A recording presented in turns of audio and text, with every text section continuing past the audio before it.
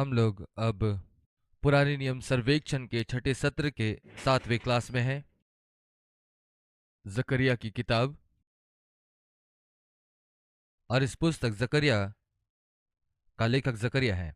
इससे पहले कि मैं बहाव में बह जाऊं, नाम बता दिया आपको। उसके नाम का अर्थ है यहोवा स्मरण रखता है या यहोवा द्वारा स्मरण किया जाना, या वे याद करता है या यहोवा द्वारा याद किया जाना। जकरिया इस पुस्तक का ऐतिहासिक पृष्ठभूमि और हगै नबी की पृष्ठभूमि दोनों समान है, क्योंकि दोनों समकालीन भविष्यवक्ता थे और दोनों का एक ही लक्ष्य था। जकरिया उस समय के लोगों को अ, वर्तमान की प्रतिज्ञाओं के द्वारा और भविष्य की महिमा के द्वारा उत्साहित करता है। उस समय जो बचे हुए यहूदी इकट्ठे हुए थे, वे हृदय में काफी निराश हो चुके थे, वर्तमान की समस्याओं के बोझ से दबकर, जो बहुत धीमे गति से मंदिर का निर्माण कर रहे थे। और वहां पर हमने बहुत से कारणों को देखा और उन कारणों में से उनकी मनोवृत्ति भी एक कारण थी। एक समय में वे एक स्वतंत्र राष्ट्र थे और अब जहां वे लौट करके आए हैं वो विदेशी शासन के अंतर्गत था, जिसमें कोई राजा तो नहीं था, लेकिन वहां के कानून बहुत ही सख्त थे। उनकी वर्तमान परिस्थिति एक अंधकारमय छवि को प्रस्तुत करता है, लेकिन जकरिया इस वर्तमान के अंधकारमय परिस्थिति को भविष्य के महिमा में प्रदर्शित करता है। और वे बहुत से दर्शनों को देखता है और उसके अनुसार से वो भविष्यवाणी करता है और उससे पुनर्स्थापित यरूशलेम के रूप में प्रदर्शित करता है, जो मसीहा के द्वारा बसाया गया है और सुरक्षित किया गया है और राष्ट्र की राजधानी के रूप में उसको उठाया गया है। भविष्य की महिमा के साथ साथ भविष्यवक्ता वर्तमान समय में भी सफलता की प्रतिज्ञा करता है, जो उनके लिए था, और बच्चों को आश्वस्त करता है कि मंदिर पुनः बनाया जाएगा, चाहे कितनी ही रुकावट क्यों ना हो। अतः इस पुस्तक के विषय को यदि हम कहें तो हम ऐसा कह सकते हैं, एक राष्ट्र का अपने ईश्वर की सेवा करने के लिए उत्साहित किया जाना, वर्तमान की निराशा भरी परिस्थितियों को नजरअंदाज करके भविष्य की महिमा को देखना, जो मसीहा के दूसरे आगमन पर उन्हें प्राप्त होगा। फिर से एक बार वह ये वो दृश्य है जो जकरिया ठीक हगई के समान ही के लोगों के समान ही वे परमेश्वर के कार्य को नजरअंदाज कर और अपने ही कार्य हैं, और दोनों ही भविष्यवक्ता उन्हें उत्साहित करते हैं कि वो आगे बढ़ें, बगैर इस बात की चिंता किए कि वर्तमान में उसके साथ क्या हो रहा है। लेकिन उन बातों से उठ करके वे भविष्य को देखें, ये ज्यादा बेहतर होगा। क्या आप जानते हैं हम अपने आप को उत्साहित कर सकते हैं? यीशु इसके विषय में बातें करता है यूहन्ना उसके 14 अध्याय में, जहां आप जानते हैं कि ये जानता था कि वो क्रूसित होने वाला है और उसके सारे चेले भी अवगत थे। वो जानता था ये कितना तकलीफ दे होगा, लेकिन वो कहता है तुम्हारा मन व्याकुल ना हो, तुम पिता पर विश्वास रखते हो वैसे मुझ पर भी विश्वास रखो। मेरे पिता के घर में बहुत से रहने के स्थान है, मैं जाकर तुम्हारे लिए जगह तैयार करता हूँ कि जहां मैं रहूं वहां तुम भी रहो।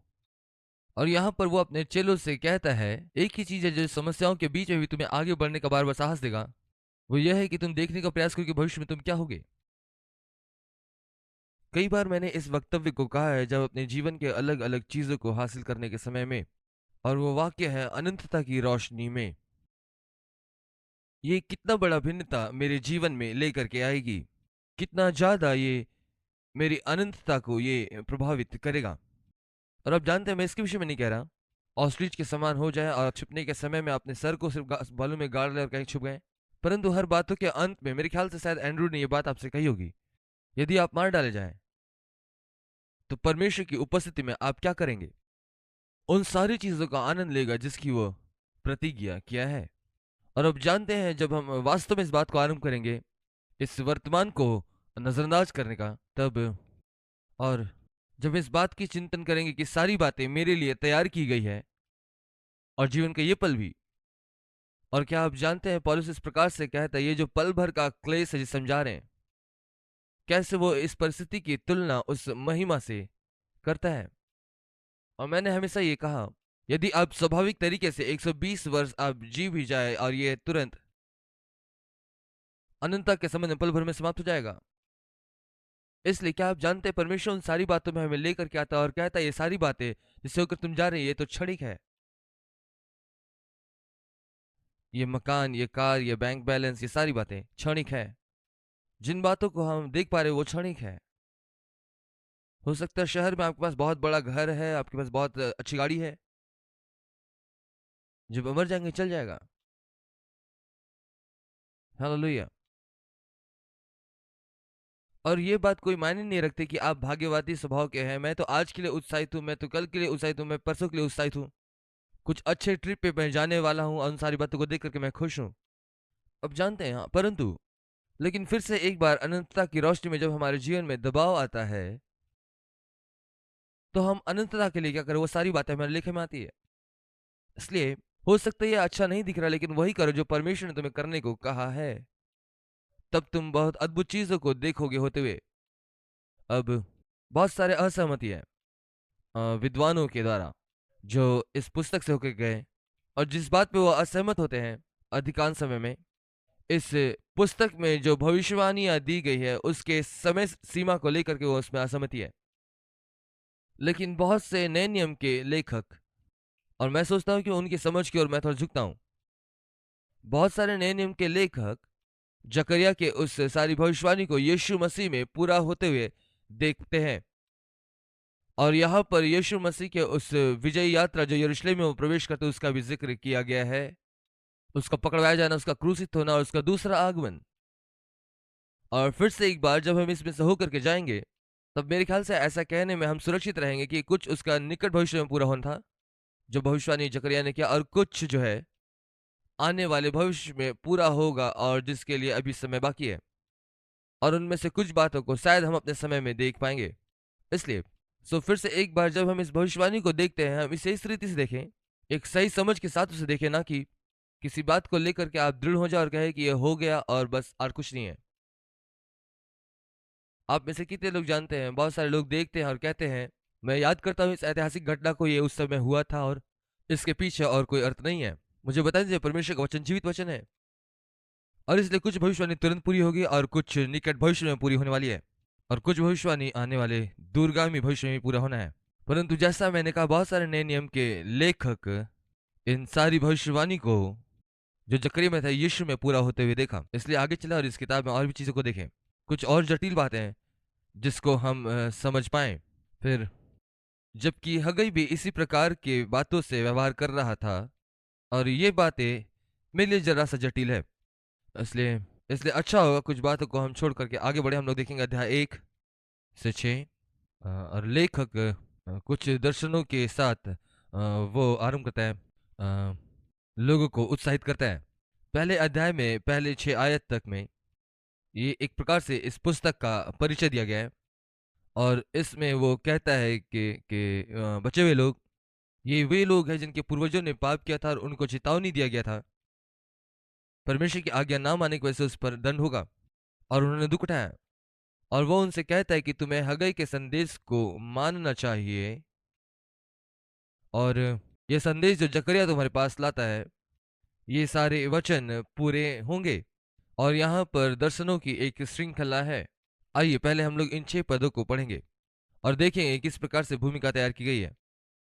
दारा के राज्य के दूसरे वर्ष के 8वें महीने में जकरिया भविष्यवक्ता के पास जो जो बेरेकिया का पुत्र और इद्दो का पोता था, यहोवा का यह वचन पहुंचा, यहोवा तुम लोगों के पुरखाओं से बहुत क्रोधित हुआ था, इसलिए तो इन दिनों लोगों से कह, सेनाओं का यहोवा यूं कहता है, तुम मेरी ओर फिरो, सेनाओं के यहोवा का यही वचन है, तब मैं तुम्हारी ओर फिरूंगा, सेनाओं का यहोवा का यही वचन है। अब चौथे वचन को देखिए, अपने पुरखाओं के समान ना बनो, उनसे तो पूर्व काल के भविष्यवक्ता ये पुकार पुकार कर कहते थे, सेनाओं का यहोवा यूं कहता है, अपने बुरे कामों से फिर जाओ और अपने बुरे मार्गों से फिरो, परंतु उन्होंने ना तो सुना और ना मेरी ओर ध्यान दिया। यहोवा की यही वाणी है। तुम्हारे पुरखा कहाँ हैं? भविष्यवक्ता क्या सदा जीवित रहते हैं? जिसका निश्चित उत्तर है नहीं। परंतु मेरे वचन और मेरी आज्ञाएं जिनको मैंने अपने दास नबियों को दिया था, क्या वे तुम्हारे पुरखाओं पर पूरी ना हुई? तब उन्होंने मन फिराया और कहा, सेनाओं के यहोवा ने हमारे चाल चलन और कामों के अनुसार हमसे व्यवहार करने को कहा था, वैसा ही हमको बदला दिया। अन्य शब्दों में वो उन्हें यह बता रहा है, भविष्यवक्ता आएंगे और जाएंगे, पुरखा आएंगे और जाएंगे, वरन परमेश्वर का वचन वो सदा काल स्थिर रहेगा। इसके बाद वो दर्शन की श्रृंखला को आरंभ करता है जो परमेश्वर ने उसे दिखाया, और जैसा मैंने कहा, इनमें से कुछ मेरे लिए कठिन है समझने के लिए, काफ़ी कठिन है, लेकिन फिर भी मैं अपना बेहतर प्रयास करूंगा। 7वें वचन में वहाँ पर दिन, महीने और वर्ष के विषय में है। और परमेश्वर का वचन जकरिया के पास आया। 8 वचन कहता है, मैंने रात को सपन में क्या देखा कि एक पुरुष लाल घोड़े पर चढ़ा हुआ उन मेहंदियों के बीच में खड़ा है जो नीचे स्थान में है, और उसके पीछे लाल और भूरे और श्वेत घोड़े भी खड़े हैं। तब मैंने कहा, हे मेरे प्रभु, ये कौन है? तब जो दूत मुझसे बातें करता था मुझसे कहा, मैं तुझे बताऊंगा ये कौन है। इसलिए यहाँ पे 7 वचन से लेकर 17 वचन तक यहाँ पर एक घुड़सवार है जो मेहंदियों के बीच में खड़ा है। और मैं विश्वास करता हूँ कि जो कुछ यहाँ पर जकरिया से कहा जा रहा है, हम यहाँ पर कह सकते हैं कि जो घुड़सवार है और जो घोड़ा है, ये पृथ्वी पर परमेश्वर के एजेंट के प्रतिरूप है। और वे परमेश्वर के दूत को सूचित करते कि पूरा संसार विश्राम में है। और ये इस बात को चिन्हित करता है कि परमेश्वर की उस प्रतिज्ञा का और इज़राइल के साथ उसके संबंध को स्थापित करने का समय आ गया है। और इस संवाद के बीच में दूत का प्रत्युत्तर देते हुए परमेश्वर ने कहा कि वो लोगों से नाखुश है जो अन्य जाति है उनसे, जिसने इज़राइल को दंड देने की सीमा को पार कर दिया। अब वो फिर से यहूदा को फेर लाएगा और उसे बसाएगा। और यह जो है यहाँ 16 वचन कहता है, 15 से हम लोग देखेंगे, जो जाति सुख से रहती है उससे मैं अति क्रोधित हूँ, क्योंकि मैंने तो थोड़ा सा क्रोध किया था, परंतु उन्होंने विपत्ति को और भी ज्यादा बढ़ा दिया। इस कारण यहोवा यूं कहता, अब मैं दया करके यरूशलेम को लौट आया हूँ। मेरा भवन उसमें बनेगा और यरूशलेम की नापने की डोरी डाली जाएगी। सेनाओं के यहोवा की यही वाणी है। फिर यह भी पुकार कर कह कि सेनाओं का यहोवा यूं कहता है, मेरे नगर फिर उत्तम वस्तुओं से भर जाएंगे और यहोवा फिर सियोन से शांति देगा और यरूशलेम को फिर अपना ठहराएगा। फिर दूसरा दर्शन, और दूसरा दर्शन जो उसने पाया वो वचन 18 से शुरू होता है और वो इस अध्याय के अंत तक जाता है। फिर मैंने जो आंखें उठाई तो देखा कि 4 सिंह हैं। तब जो दूत मुझसे बातें करता था उससे मैंने पूछा, ये क्या है? उसने मुझसे कहा, ये वे सिंह हैं जिन्होंने यहूदा और इज़राइल को तितर बितर किया। फिर यहोवा ने मुझे 4 लोहार दिखाए। तब मैंने पूछा, ये क्या करने आए हैं? उसने कहा, ये वे 4 सिंह हैं जिन्होंने यहूदा को तितर बितर किया है कि कोई सिर ना उठा सके, परंतु ये लोग उन्हें भगाने के लिए और उन जातियों के सिंग काट डालने के लिए आए हैं जिन्होंने यहूदा देश को तितर बितर करने के लिए उनके विरुद्ध अपने अपने सिंग उठाए थे। इसलिए, और मूल रूप से जो मैं सोचता हूँ वो साधारण, यदि इसको मैं सरल करूँ, वो इस बात को यहाँ पर सिखा रहा है कि जो विनाश की बात वहां जा रही है उनके मध्य में वो इज़राइल को दबाने वालों की वो सुधि लेगा। फिर यहाँ दूसरे अध्याय में एक अगला दर्शन शुरू होता है जहां पर एक व्यक्ति नापने वाली डोरी ली है। और मैं विश्वास करता हूँ यह इस बात का प्रतिरूपक है कि यरूशलेम का पुनर्स्थापन होगा। और वो आगे कहता है और बताता है, यदि हम लोग पढ़ेंगे तो जानेंगे, हमारे पास पढ़ने का समय नहीं है, लेकिन चौथे वचन में यहाँ लिखा हुआ है, उससे कहता है, दौड़कर इस जवान से कहा, यरूशलेम मनुष्य और घरेलू पशुओं के बहुतायत के मारे शहरपना के बाहर बाहर भी ये बसेगी, क्योंकि यहाँ पर मनुष्य की संख्या बहुत है। अन्य शब्द में वो ये कह रहा है कि यरूशलेम उसका फिर से पुनर्स्थापन किया जाएगा, पर बिना शहरपना के, क्योंकि उसकी जनसंख्या काफी बढ़ गई है। और अगला वचन कहता है कि शहरपना की आवश्यकता क्यों नहीं होगी। यहोवा की यह वाणी है कि मैं आप उसके चारों ओर आग की शहरपना होऊंगा और उसके बीच में तेजों में होकर दिखाई दूंगा। और वो यहाँ पर कह रहा है कि तुम्हें स्वाभाविक या प्राकृतिक या मिट्टी का कोई दीवार बनाने की आवश्यकता नहीं है, मैं तुम्हारी सुरक्षा बनूंगा। ठीक है, इसके विषय में जरा आप सोचें। इसे आज के समय तक ले आइए जिसमें हम लोग जीवन जी रहे हैं। आप में से कितने लोग जानते हैं, बहुत सारे लोग ये देखना चाहते हैं कि इज़राइल और यरूशलेम नष्ट हो जाए। इसलिए नहीं क्योंकि ये शहरपन से घिरी है, इसलिए क्योंकि ये अभी तक स्थिर बनी हुई है। और आप देखेंगे कितने सारे विवादों से होकर के इज़राइल गुजर रहा है, और इन अंतिम 100-200 वर्षों में बहुत सारे विवाद, और आप महसूस करेंगे, और जितनी भी जीत उसने प्राप्त की वो अलौकिक रीति से जीत हासिल की। जरूर सारी बातें स्वाभाविक रीति से किया गया, और ये एक बहुत ही छोटा सा देश है। जब आप ग्लोब में इसे देखेंगे और आप देखेंगे एक छोटा सा बिंदु, ये इज़राइल है, और कितने हजारों हजार की संख्या में लोगों ने इस बात की चाहत की कि यरूशलेम नष्ट कर दिया जाए। और आज भी कई लोगों के मन में यही बात चल रही है कि किस रीति से इज़राइल को नष्ट किया जाए। लेकिन इसके बावजूद भी अब तक खड़ा है। मेरे विचार से ये उसी बात का भाग है जो हम लोग यहाँ पर देख रहे हैं। तुम्हें शहरपना बनाने की आवश्यकता नहीं, मैं तुम्हारी शहरपना हूँ। जैसा मैंने पहले बताया, बहुत सारी बातें को मैं नहीं समझता, मुझे नहीं पता ये किस प्रकार से फिट होगी यहाँ पे, मुझे नहीं पता ये कैसे कार्य करेगा, लेकिन परमेश्वर आज भी इजराइल के साथ लिप्त है। अब इसको रिकॉर्ड में रखने के लिए आप सभी लोग इसे समझ जाएं। मैं अभी विश्वास करता हूं यदि स्वर्ग बनाने के लिए कोई जगह है इस युग में, तो उन्हें यीशु को ग्रहण करना होगा। और इसका अन्य पहलू, मैं तो अपने परमेश्वर के साथ रहूंगा और ये अब परमेश्वर का काम होगा। ठीक है, वो जाने वो इसे कैसे करेगा, मैं उसके साथ आनंदित रहूंगा। इसलिए इसके बाद हम वो कहता है कि मैं उसका देखभाल करूंगा। इसके बाद हम आगे बढ़ते हैं तीसरे अध्याय में, और यहाँ पर एक दर्शन है जो यहोशू के विषय में है, जो महायाजक है। और यहाँ में ये कहते हुए आरंभ करता है कि फिर उसने यहोशू महायाजक को कि यहोवा के दूत के सामने खड़ा हुआ मुझे दिखाया, और शैतान उसकी दाहिने ओर उसका विरोध करने को खड़ा था। और पुराने नियम में ये बहुत ही दुर्लभ व्याख्या है जहां शैतान का जिक्र आया है। तब यहोवा ने शैतान से कहा, हे शैतान, यहोवा तुझको घुड़के, यहोवा जो यरूशलेम को अपना लेता है वही तुझे घुड़के, क्या यह आग से निकलती हुई लुटकी सी नहीं है? उस समय यहोशू तो दूत के सामने मैला वस्त्र पहने हुए खड़ा था। तब दूत ने उनसे जो सामने खड़े थे कहा, उसके ये मैले वस्त्र को उतारो। फिर उसने उससे कहा, देख, मैंने तेरा अधर्म दूर किया है और मैं तुझे सुंदर वस्त्र पहना देता हूं। तब मैंने कहा, उसके सिर पर एक शुद्ध पगड़ी रखी जाए। अतः उन्होंने उसके सिर पर एक याजक युक्त शुद्ध पगड़ी रखी और उसको वस्त्र पहनाए। उस समय यहोवा का दूत पास खड़ा रहा। अब महायाजक जो कि मैले वस्त्र धारण किए था, उसके मैले वस्त्र को उतरवा कर उसे नए वस्त्र पहनाए गए। और मैं समझता हूं यहां पर जो चित्र चित्रित किया गया है वो यह एक रूपक है यहूदी बचे हुए लोगों का। और यहां पर ये यहूदी बचे हुए लोग जिसे परमेश्वर शुद्ध कर रहा है, जो आरंभिक 7 वचन में देखते हैं। और इसके बाद और 8 से 10 वचन में यहोशू जो कि याजक है, वह मसीहा का एक प्रतिरूपक है जो इज़राइल का अंतिम शुद्धिकरण करेगा। और इसे हम पढ़ते हैं 8 वचन से, देखते हैं, हे यहोशू महायाजक, तू सुन ले, और तेरे भाई बंधु भी तेरे सामने खड़े हैं, वो सुन ले, क्योंकि वे मनुष्य शुभ शकुन है। सुनो, मैं अपने दास साख को प्रकट करूंगा जो निश्चित तौर पर यीशु मसीह को चिन्हित करता है।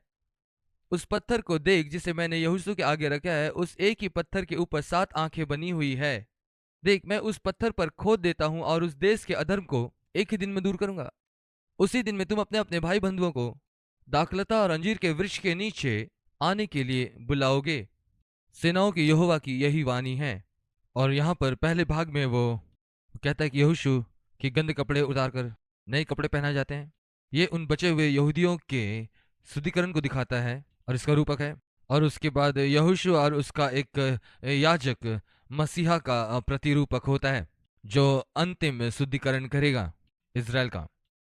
अब इससे पहले कि हम लोग इसमें आगे बढ़ें, मैं यहाँ पर कुछ व्यक्तिगत अनुभव को आपके साथ में साझा करना चाहूँगा। हो सकता है आप बुरा नहीं मानेंगे, और मेरे पास कोई है भी नहीं जिसके साथ मैं साझा करूँ आपको छोड़कर।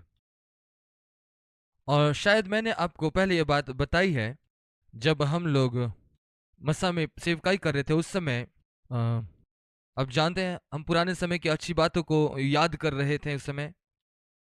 मैं याद करता हूँ एक बार हम लोग बैठ करके बातें कर रहे थे और किसी ने पूछा, क्या आप दोबारा वहां जा करके पासवानी करना चाहेंगे, वहां पर रहना चाहेंगे? आपको पता, मैं कई बार सोचा, और मेरी पत्नी ने कहा, ये कभी कभी भूल जाते हैं, इन्हें वो सारी बात याद नहीं है जो कुछ वहां रहते हुए हमारे साथ हुआ। कुछ हद तक ये बात जरूर सही है, हमारे साथ शायद इक्का दुक्का, और सच में हमारे पास ये 18 साल बहुत आशीषित समय रहा। और कोई बड़ी या गंभीर दुर्घटना या वाकया शायद ही हमारे साथ हुआ। हम लोगों ने शहर में कुछ कलीसियाएं स्थापित की और ऐसी कोई मंशा नहीं थी, परंतु परंतु क्या आप जानते हैं, इसे तो मैं बस बीज बोने जैसे गिनता हूं। मैंने आपको पहले भी बताया किस प्रकार लोग कलीसिया से बाहर निकलते जा रहे थे, और मुझे समझ में नहीं आता था कि क्यों ये लोग छोड़ करके जा रहे। किसी ने मुझसे कहा भी नहीं, और मुझे इससे काफ़ी बुरा लगा। लिंडा मुझसे सवाल करने लगी, आप क्या कर रहे हैं? और मैं ईमानदारी से कहा, मुझे नहीं पता क्या हो रहा है यहाँ। और उस समय मैं प्रार्थना करता, प्रभु मैं जानता भी नहीं ये लोग क्यों छोड़ करके जा रहे हैं। उस समय परमेश्वर ने मुझे एक तस्वीर दी और उस तस्वीर में मैंने देखा भोज्य पदार्थ में बाल है। क्या मैंने मुझे नहीं लगता मैंने ये कहानी शायद को बताई है। ठीक है, क्या हुआ, मुझे ये दर्शन मिला, परमेश्वर हमसे भेंट करता है। मुझे नहीं मालूम ये दर्शन था, ये क्या था, ये कैसे हुआ, लेकिन मैंने वो तस्वीर देखी। और एक बहुत बड़ा बर्तन है फ्रेंच ऑनियन सूप का, जिसके ऊपर चीज और कई सजावटी चीजों को रखा गया है और इसकी सुगंध सब तरफ फैल रही है और मैं उसे लेने के लिए तैयार हूं। मैं बहुत ही उत्सुक और उत्साहित हूं। और उस समय मैंने ये आवाज सुनी, सावधान हो जाओ क्योंकि उसमें बाल हो सकते हैं। मुझे आप में से किसी के बारे में नहीं पता, जैसे मैंने कहा परमेश्वर हमसे व्यवहार करता हूं जहां कहीं भी हो, लेकिन अपने किसी भी भोजन में यदि मुझे बाल मिले, और मेरा मतलब ये मेरे साथ कई बार हुआ। और एक बार मैंने हैमबर्गर को इस प्रकार से काटा और ये प्रकार खींचता चला गया। क्या आपको भूख लग रही है? मेरा मतलब ये, और मैं आपको बताइए बहुत बुरा लगता है जब भोजन में बाल मिलते हैं। और इसलिए, और मैं वो सूप से भरा हुआ बर्तन देख रहा था और बहुत उत्सुक था उसे लेने के लिए, तब मैंने सुना उसमें बाल हो सकते हैं। और तुरंत उससे मेरे मन में एक बात आई, परमेश्वर ने दिखाया यही बात तो कलीसिया में हो रही है। ये कुछ गलत बात नहीं है, लेकिन यहाँ कुछ ऐसे लोग हैं जैसे विचारों को रख रहे हैं कि वहां कुछ गलत हो सकता है। हमने इस विषय के लिए प्रार्थना की और इसके बाद फिर से लोग वापस आने लगे। कुछ वर्षों पश्चात हम लोग आगे आए और हम लोग एक नए ऑडिटोरियम का निर्माण कर रहे थे। और उस भवन के शुरुआत में हमारे पास 250 लोग करीब थे, लेकिन जब ये पूरा हुआ हमारे पास 25 रह गए। और ये बहुत ही हमारे सेविकाई का एक रोचक समय था। और ये तो मैं मान लेता हूँ उस समय मैं थोड़ा सा निराश हो गया था, क्योंकि मैंने वैसा ही किया जैसा परमेश्वर ने मुझसे करने को कहा था। और मैं इस बात की अपेक्षा नहीं किया था। परमेश्वर ने मुझे ये बड़ा भवन बनाने के लिए कहा, हमने इतना बड़ा भवन बनाया, लेकिन अब मेरे पास सिर्फ 25 लोग शेष रह गए। और और जैसा मैंने कहा मैं थोड़ा सा निराश हो गया। और इसलिए हमें एक फ़ोन कॉल आया एक व्यक्ति से जिसे हम जानते थे, और डैलस में उस व्यक्ति से हमारी मुलाकात हुई थी। और वो एक बहुत ही अच्छा स्तुति आराधना करने वाला व्यक्ति था जिससे मैं मिला और उससे मेरी मुलाकात हुई और मैं धीरे धीरे उसका मित्र बन गया। उसने मुझे फ़ोन किया और कहा, महाशय हम लोग कुछ लोग हैं यहाँ पे और हम लोग मिल करके वचन अध्ययन करना चाहते हैं आज। मैं जानता हूँ ये काफ़ी दूर है, क्या आप और लिंडा यहाँ आ सके तो बहुत बेहतर होगा ताकि आप इन नए लोगों के साथ आप मुलाकात कर पाओ। और हम लोग वहाँ गए, कुछ घंटों में वो पहुँचे। और वहाँ पर मैं किसी को भी नहीं जानता था, क्रिक और उसकी पत्नी को छोड़। और फिर उसने कुछ गीतों में हमारी अगुवाई की और हम सभी लोग वहाँ पर खड़े हो गए, एक गोलाकार बना करके वहाँ पर खड़े थे हम लोग। और मैं बस, आप जानते हैं, परमेश्वर की उपस्थिति में सेवा कर रहा था, अन्य भाषा में और उसके अनुवाद के साथ। और अचानक से ये जो लड़का उनकी अगुवाई कर रहा था, और मुझे नहीं पता उस लड़के का क्या नाम था, लेकिन वो क्राइस्ट फॉर द नेशन संस्था से जुड़ा हुआ था। और वो चल करके मेरे पास पहुंचा और मुझसे कहा, आप बहुत तादाद में लोगों ने छोड़ दिया और हम वही कर रहे हैं जो परमेश्वर ने हमें करने को कहा। और वो मेरे पास चल करके और मेरे सर के ऊपर हाथ रख करके कहा, प्रभु कहता है ये मैले वस्त्र उतार फेंक। और उसने जकरिया के 3 अध्याय को उद्धृत किया और कहा, शुद्ध पगड़ी मैं डालता हूं। और कहा, भाई मैं नहीं जानता आप किससे गुजरे, लेकिन यह अब पूरा होगा। हमने कुछ भी अलग नहीं किया, हम लोग वापस गए और लोग आने लगे कलीसिया में। मेरे कहने का मतलब, प्रति रविवार 2 या 3 नए परिवार, और हम लोग 25 लोग से 300 लोग हो गए, वो भी साल भर से कम समय में। हमने कुछ भी अलग नहीं किया था, लेकिन इस भाई ने ये शब्द मुझे कहे थे। और आप जानते हैं, आप वापस जाए और हाइंडसाइट में आप देखें और आप इस बात को जानेंगे कि शैतान वो है जो हमारे बीच में हमेशा समस्याओं को खड़ा करता है, और परमेश्वर हमारे पक्ष में शैतान को वो घुड़कता है। और मुझे ये वचन दिया और मैं इस वचन के द्वारा बहुत ही उत्साहित हुआ। अब जानते हैं, तुमने कुछ खोया नहीं, तुमने वास्तव में कुछ गलत नहीं किया, बस एक उत्साहजनक बात, तुम बस ये करते रहो। और मैं वापस आया और कलीसिया बढ़ने लगी। और एक वक्त था हमारी कलीसिया में आया, शायद ये 8 महीने के बाद, जब ये नया बिल्डिंग बन रहा था। वो उस समय वहां पर नहीं था और मैं बहुत गर्व महसूस कर रहा था इस नए बिल्डिंग के लिए।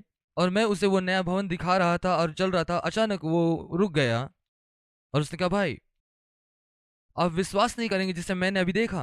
और मैंने कहा, मुझे बताइए इसके बारे। मैंने आपको देखा, मैं आपको बता दूं, मैं उसके साथ ऑडिटोरियम के बाहर उसके सामने खड़ा था। और उसने कहा, मैंने आपको पुलपिट के पीछे देखा और मैंने आपको सफेद बादल में देखा और मैंने देखा एक स्वर्गदूत आकर के शुद्ध पगड़ी आपके सर पर रख दी। मुझको नहीं मालूम ये विषय क्या था, लेकिन मुझे कितना मालूम कि मैं आशीष तो गया। और बाकी समय जब हम लोग उसके साथ में रहे, इस प्रकार का कोई वाक्य नहीं हुआ।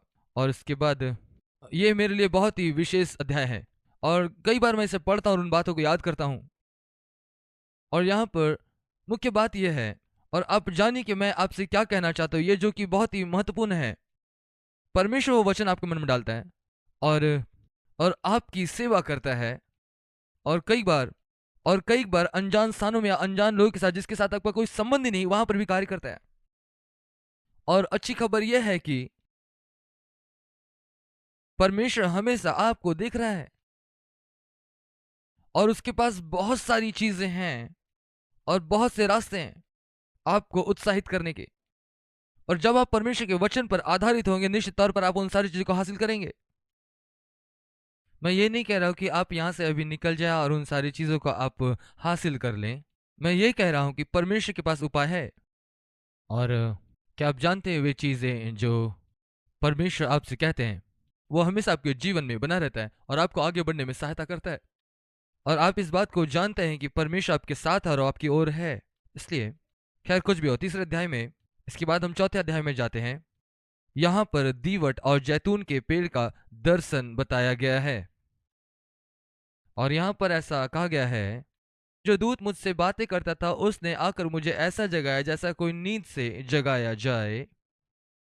उसने मुझसे पूछा, तुझे क्या दिखाई पड़ता है? मैंने कहा, एक दीवट है जो संपूर्ण सोने की है और उसका कटोरा उसकी चोटी पर है और उस पर उसके 7 दीपक है, जिनके ऊपर बत्ती के लिए 7 नलियां लगी है, जो उसके ऊपर है। दीवट के पास जैतून के 2 वृक्ष है, एक उस कटोरे के दाहिनी ओर, दूसरा उसके बाईं ओर है। तब मैंने उस दूत से जो मुझसे बातें करता था पूछा, हे मेरे प्रभु, ये क्या है? जो दूत मुझसे बातें करता था उसने मुझको उत्तर दिया, क्या तू नहीं जानता कि ये क्या है? मैंने कहा, नहीं हे मेरे प्रभु, मैं नहीं जानता। मैं भी ऐसा हूं, जब मैंने इसे पढ़ा और मैं इसे नहीं समझ पाया, तब उसने मुझे उत्तर देकर ये कहा, जरुब्बाबिल के लिए यहोवा का यही वचन है, ना तो बल से और ना शक्ति से, परंतु मेरे आत्मा के द्वारा ये होगा। और यहाँ पे आत्मा के द्वारा जरुब्बाबिल और यहोशू का कार्य करना जैतून के 2 वृक्षों के द्वारा दर्शाया गया है, जो मंदिर का पुनर्निर्माण कर रहे हैं, जो सोने की दीवट से प्रदर्शित किया गया है। और इसे पुनर्स्थापन का कार्य प्रभावित होगा, किसी मानवीय सामर्थ्य से नहीं, लेकिन यह तो परमेश्वर के आत्मा के सामर्थ्य से होगा। अब आप में से कितने लोग जानते हैं, शायद सबसे ज्यादा बोला जाने वाला पुराने नियम का वचन जो पवित्र आत्मा से संबंधित है, शायद आप लोगों ने इसको ध्यान दिया होगा, आप सभी लोगों ने सुने होंगे, बार बार सुने होंगे, ना तो बल से ना शक्ति से, पर मेरी आत्मा के द्वारा, यहोवा की ही वाणी है। आप में से कितने लोग जानते हैं, जितना यह उन दिनों में सत्य था, सुन रहे हैं, आज भी ये उतना ही ज्यादा सत्य है। यदि घर को यहोवा ना बनाए तो बनाने वाले का परिश्रम व्यर्थ है। मूल रूप से यहां पर यह कहा गया है कि हमें किस बात पर आश्रित होना है, वो है पवित्र आत्मा।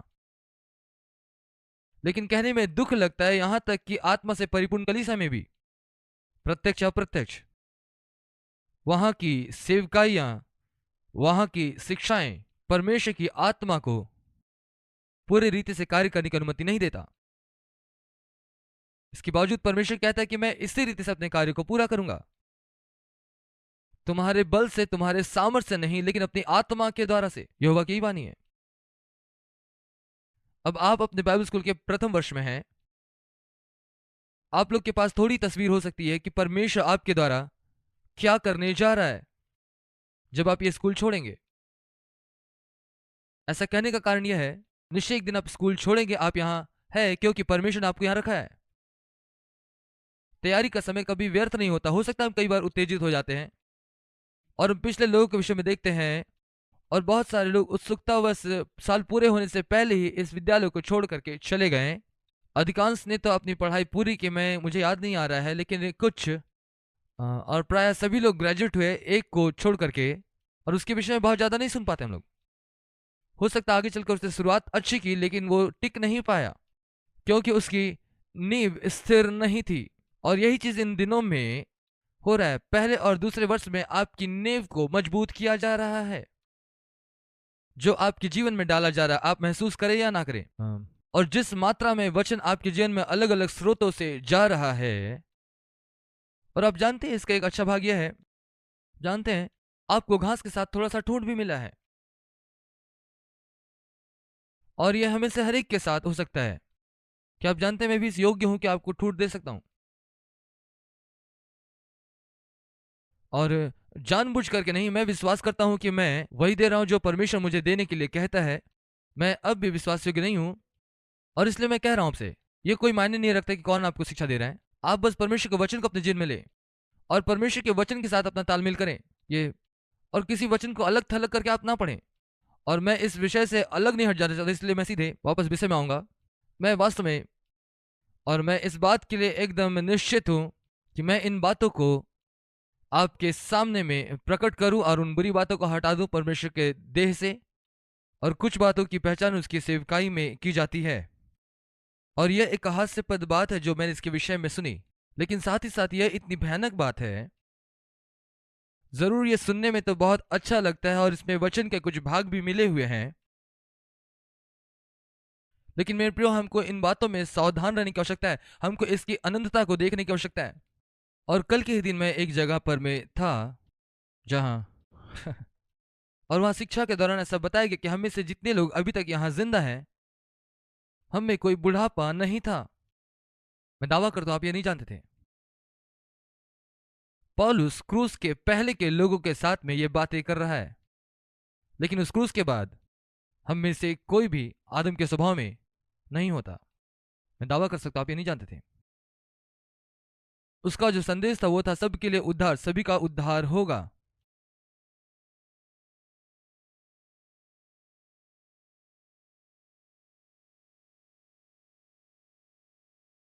वापस अपने विषय में, मैं फिर से कहता हूं सावधान रहें। बहुत सारी उल्टी फुल्टी बातें परमेश्वर के वचन के नाम पर दी जा रही है, इसलिए उससे जांच ले परमेश्वर के वचन से। इसलिए जरूरी कि आप परमेश्वर के वचन का अच्छा ज्ञान रखें और वचनों को अलग थलग करके आप ना देखें। और इसलिए फिर से एक बार, परमेश्वर के पास आपके लिए एक बड़ी योजना है। परमेश्वर से आगे ना जाए, अति उत्साही ना बने, परमेश्वर से आगे आगे चलने का प्रयास ना करें। यदि आपके पास पूरा दर्शन नहीं है तो उसके विषय में आप परेशान ना हो। यदि आपके पास पूरा दर्शन है और आप नहीं जानते कि इसे कैसे पूरा करना है, जिसमें आप आश्वस्त नहीं है, तो उसमें आपको कार्य करने की आवश्यकता नहीं है। और मात्र आप प्रभु में विश्राम करें और जो वो कहता है वही करें। और यह आपके बल से या आपके सामर्थ्य से नहीं होगा, पर उसके आत्मा के द्वारा, यहोवा ऐसा कहता है। आमीन। इसलिए मैं आपसे ये कह रहा हूं कि आप बेचैन ना हो और निराश ना हो परमेश्वर में कि आपको अपनी सेवकाई आरंभ करनी है। परमेश्वर इसे पूरा करे और वो अपने समय में पूरा करे। आपको वही करना है जो वो आपसे करने को कहता है। मैं कभी सपना नहीं देखा था। जब परमेश्वर ने हमसे बातें की 80 के दशक में राष्ट्रों में जाने के विषय और इस प्रकार से कार्य करने के विषय में, अन्य शब्दों में वो वचन मेरी पत्नी के जीवन में आरंभ हुआ। उसके जीवन में एक जलन आया और फिर उसने मुझे वो बात बताई, चूंकि मैं उसके करीब था, वो आग मेरे अंदर भी आ गया। और लेकिन आप अपने दिमाग में सोचना शुरू करेंगे, जब परमेश्वर आपको राष्ट्रों के लिए बुलाया तो ये किस प्रकार से ये कार्य पूरा होगा। और आपको पता है, जब ये बातें मेरे पास पहुंची, मैं इस बात को सोच रहा कि ये किस प्रकार से होगा। वो शायद मैं बड़ी बड़ी सभाओं को वहां पर संबोधित करूंगा और उन सभी राष्ट्रों में जाऊंगा। और मैंने रेनेट बंके में सुन रखा था और बहुत सारे उपदेशकों के बारे में सुन रखा था। मुझे लगा ऐसा ही होगा और मैं भी उनके समान होगा। लेकिन मुझे इतना ज्ञान तो था कि मैं इसे अपने सामर्थ्य से नहीं कर सकता हूं। और मैंने वही किया जो परमेश्वर ने मुझे करने को कहा, और अब मैं यहां आपके बीच में खड़ा हूं, इस स्थान में। अभी मैं हजारों लोगों के बीच में सेवा कर रहा हूं पूरे संसार में, डीवीडी के द्वारा, जो इस कोर्स का है। और जहां कहीं मैं जाता हूं, कोई ना कोई मेरे पास आता है और कहता है, युगांडा में हम पिछले वर्ष से ग्रेजुएशन के लिए थे, और वहां पूरा एक झुंड केन्या से था, लगभग 20 लोग थे वे। और जब मैं वहां पर गया, वो खड़े होकर चलाने लगे, पवित्र आत्मा वाला व्यक्ति, पवित्र आत्मा वाला व्यक्ति। मैं कभी केन्या नहीं गया, पवित्र आत्मा की शिक्षा का डीवीडी वहां केन्या तक पहुंच गया। मैं क्या कहना चाहता हूं, अपने आप को ऐसा प्रयास मत कीजिए कि दर्शन को आप पूरा करें। प्रभु में आप विश्राम करें, ना तो बल से ना शक्ति से, परंतु उसकी आत्मा के द्वारा। परमेश्वर ऐसा कहता है। ठीक है, अगला 5वां अध्याय उसके 1 से 4 आयत में वो उड़ते हुए पत्र के विषय में कहता है। फिर मैंने आंखें उठाई तो क्या देखा कि एक लिखा हुआ पत्र उड़ रहा है।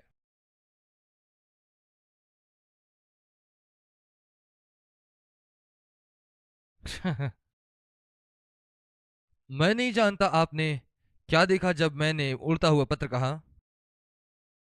जब मैंने रोल कहा, वो मेरे लिए पेपर नहीं था, वो तो एक अच्छा पका हुआ, ताजा बना हुआ, गर्मा गर्म मीट रोल था।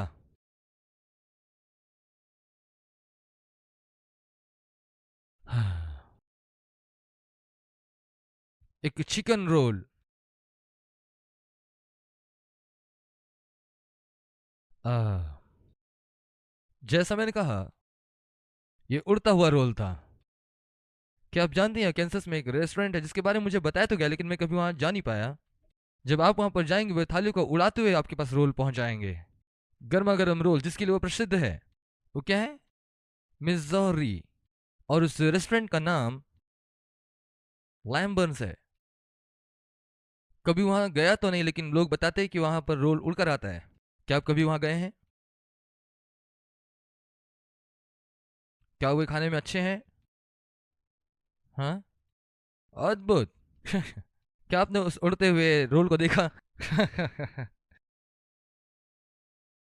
ठीक है, वापस आते हैं। और उसने मुझसे कहा, तुम क्या देखते हो? और मैंने उत्तर दिया, माफ कीजिएगा प्रभु। तब उसने मुझसे कहा, यह वो शाप है जो सारे देश पर पड़ने वाला है, क्योंकि जो चोरी करता है वह उसकी एक और लिखे हुए के अनुसार मैल के समान निकाल दिया जाएगा, और जो कोई शपथ खाता है वो निकाल दिया जाएगा। सेनाओं के यहोवा की यही वाणी है, मैं उसको ऐसा चलाऊंगा कि वो चोर के घर में और मेरे नाम की झूठी शपथ खाने वाले के घर में घुसकर ठहरेगा, और उसको लकड़ी और पत्थरों के समेत नष्ट कर देगा। वो उन्हें ये बात सिखा रहा है कि आ, उस मंदिर के पूरा हो जाने के पश्चात, जिसे परमेश्वर ने पूरा करने को कहा, उसके बाद परमेश्वर उन लोगों को दंडित करेगा जो उसके नियम और उसकी बातों का उल्लंघन किया। तब उसके बाद 5वें आयत से वो एक अन्य दर्शन देखता है, जो कि एपा का विषय है। हम लोग 5 से 11 आयत में देखेंगे। और मैं ये विश्वास करता हूँ कि मूल रूप से यहाँ पर यह सिखाया गया कि आ, और बहुत ही अच्छा होगा यदि हम इसे यहाँ से पढ़ ले तो। और 8वां वचन कहता है, ये दुष्टता है। और उसने उस स्त्री को एपा के बीच में दबा दिया और शीशे के उस ढक्कन से एपा का मुंह बंद कर दिया। मूल रूप से यहाँ पर इजराइल के पाप को बताया गया है। और कहा गया कि उसका पाप मिटा दिया जाएगा, मुख्य रूप से व्यभिचार और अन्य पाप। और वे लोग बंदी बनाकर बेबीलोन ले जाए गए, जहां पर मूर्ति पूजा का केंद्र था। और यहाँ पर पहले विद्रोह का दृश्य दिखाई देता है, और शायद यदि आप पढ़ेंगे प्रकाशित वाक्य में, हो सकता आप उस अंतिम दृश्य को जो विद्रोह का है वो आप देख पाए। और जो अगला दर्शन आरंभ होता है वो अध्याय 6 में उसके आरंभिक 4 आयतों में देख सकते हैं। यहाँ पर 4 रथ के विषय में है। यहाँ पर इस बात को बताया गया कि किस प्रकार से परमेश्वर का न्याय इजराइल को दबाने वाले लोगों पर आता है। और अब मुझे बहुत तेजी से चलना होगा यहाँ पे, ताकि अधिक बातों को हम लोग देख सकें। यहाँ 6ठे अध्याय के 9 वचन से लेकर के 15 वचन में हम देखते हैं कि यहोशू के ऊपर में वो ताज रखा गया जो महायाजक है। और ये बात रूपक है मसीहा का, राजा और याजक के रूप में ताजपोशी का, जब उसका आत्मिक भवन बन जाएगा फिर से, और जहां पर वो शासक के रूप में विराजमान होगा और मध्यस्थी करेगा। और मैं सोचता हूँ ये एक बात है जो कि जिसके बारे लोग इसका अनुवाद इस प्रकार से करते हैं, इस बात को दिखाते हुए कि आ, यीशु महायाजक के रूप में और राजा के रूप में है, और वही एकमात्र राजा होगा, साथ ही साथ वो मध्यस्थ भी होगा।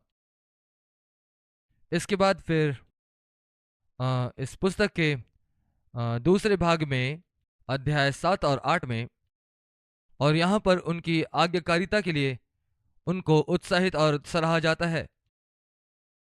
और पहले के सारे उत्साह की बातें और वो सारे दर्शन की बातें आंशिक रूप से उन लोगों को प्रदर्शित करता है जो उन लोगों के प्रति कि उन्हें उपवास करना चाहिए कि नहीं, इज़राइल के पतन के शोक में। और ये बात आरंभ के 3 वचनों में दिया गया है। और इसके बाद परमेश्वर कहता है कि मैं आज्ञाकारिता को पसंद करूंगा उपवास के बनिस्पत। और वो कहता है कि ये लोगों की अनाज्ञाकारिता है जो उसके ऊपर न्याय लेकर के आए, जिसके वजह से उनको उपवास करना पड़ रहा है। एक प्रकार से ये उल्टे चल रहे हैं। फिर और जब उन्होंने उपवास और शोक किया, और इसके विषय में 8वें अध्याय में है, तब उस उपवास का कारण अर्थात पाप जब इज़राइल पर से हटा लिया गया, तब इज़राइल का उपवास आनंद में बदल गया। और इस बात को 8वें अध्याय 19वें वचन में इस प्रकार से लिखा है, और वो कहता है, सेनाओं को यहोवा यूं कहता है, चौथे 5वें 7वें 10वें महीने में जो जो उपवास के दिन होते हैं और 10वें दिन जो उपवास होते हैं, वे यहूदा के घराने के लिए हर्ष और आनंद और उत्सव के पर्वों का दिन हो जाएंगे। इसलिए तुम सच्चाई और मेल मिलाप से प्रीति रखो। और वो कहता है कि जब तुम संपूर्ण रीति से मन फिरा करके परमेश्वर के साथ चलोगे, उसके मार्गों पे रहोगे और तब उपवास करोगे, तो वो उपवास आनंद में बदल जाएगा।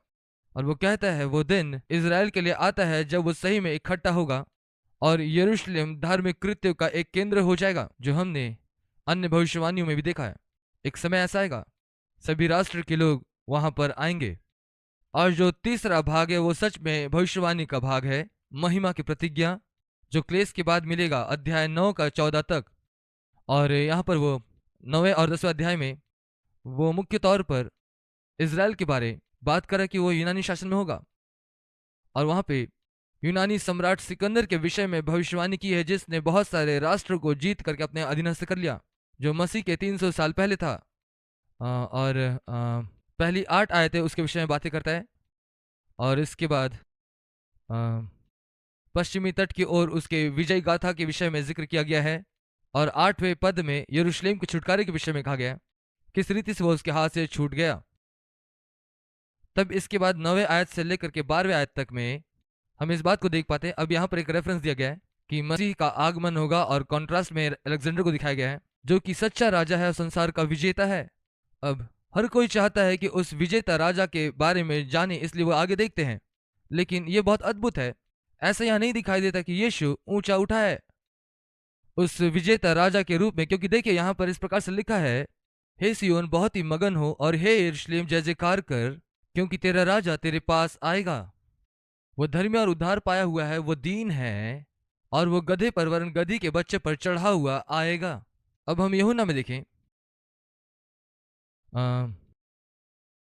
यूहन्ना उसका 12 अध्याय और 12 वचन से आरंभ करेंगे।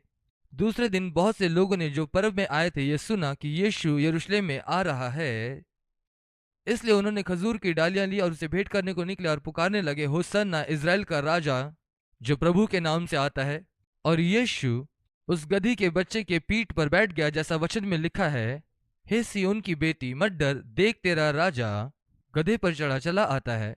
इसलिए यहाँ में और शायद मैं यूहन्ना 12 से कहीं और भटक गया हूँ, मुझे वापस वहाँ आ जाने दीजिए।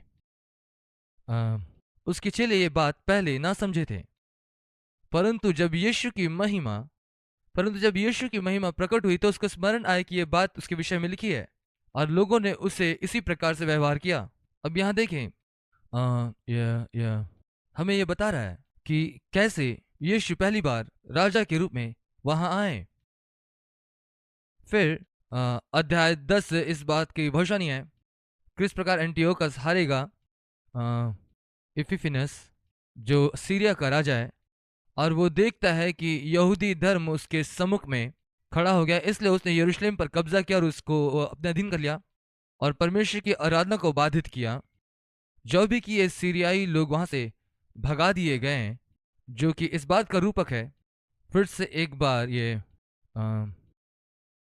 अंतिम दिनों में इज़राइल का अंतिम छुटकारा होगा।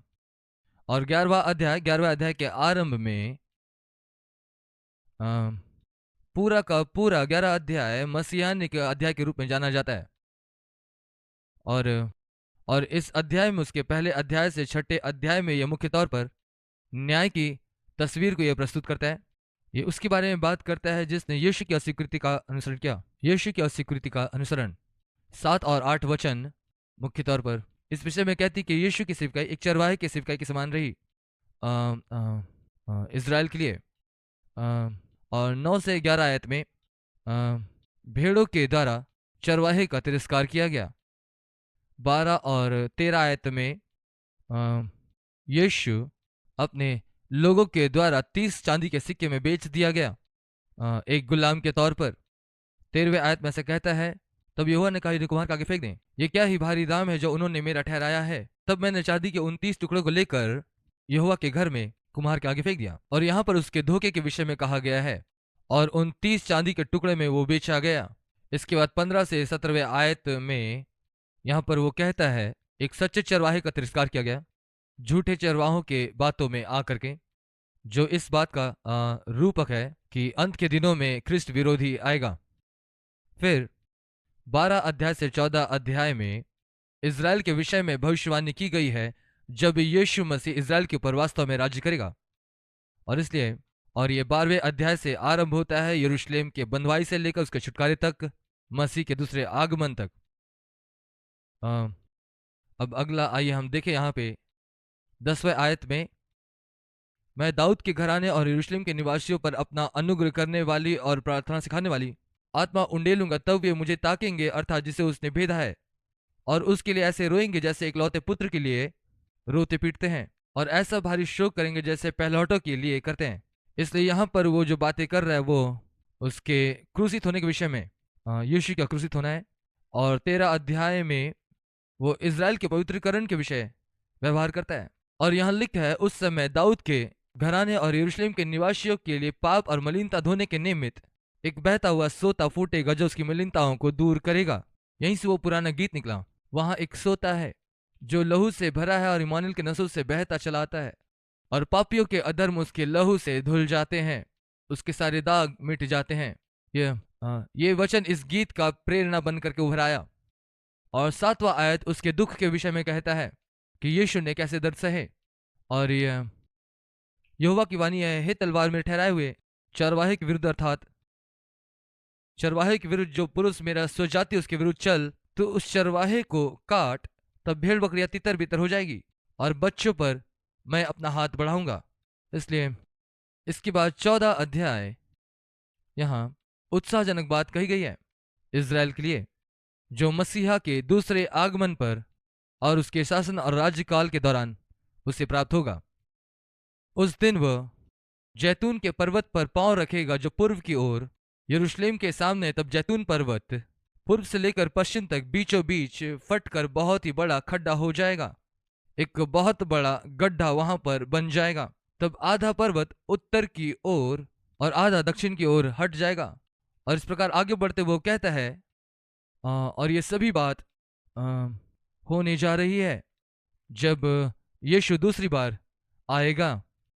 और फिर 20 वचन, उस दिन घोड़ों की घंटिया पर भी लिखा रहेगा, यहोवा के लिए पवित्र, और यहोवा के भवन की हांडियां उन कटोरों के तुल्य पवित्र ठहरेगी जो वेदी के सामने रहते हैं, वरन यरूशलेम में और यहूदा देश देश में सब हांडियां सेनाओं के यहोवा के लिए पवित्र ठहरेगी। और सब मेल बलि करने वाले आकर उन हांडियों में मांस पकाया करेंगे। तब सेनाओं के यहोवा के भवन में फिर कोई व्यापारी ना पाया जाएगा। आमेन।